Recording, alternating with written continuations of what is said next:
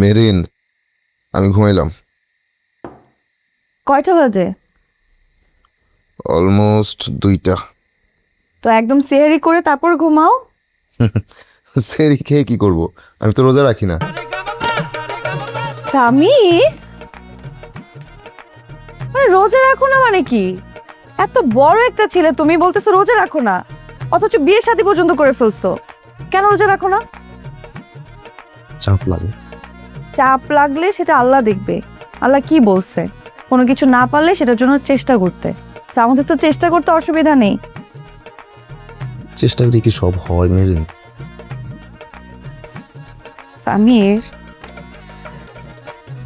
চেষ্টা করলে হয়তো জীবনের সবসময় সবকিছু হয় না, কিন্তু কিছু তো হয়।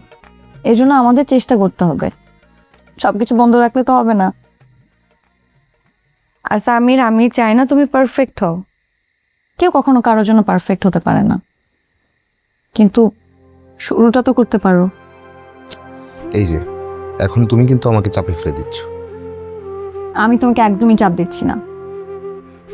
আমি চাই আমার মানুষটার ইমান শক্ত হোক, এতে আমার ভয় কমবে। কিসের ভয়?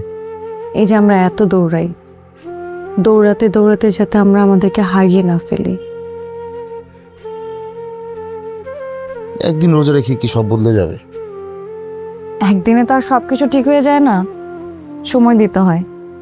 কিন্তু শুরুটা করো, এই একটা দিনই তোমাকে আল্লাহর অনেক কাছে নিয়ে যাবে।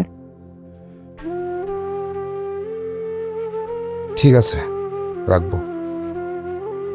প্রত্যেকটা রোজা রাখবা, একটা রোজা মিস দিবা না।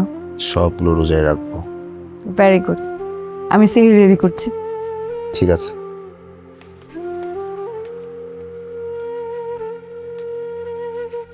তাহলে আর কি করা, বইটা পড়ে শেষ করি।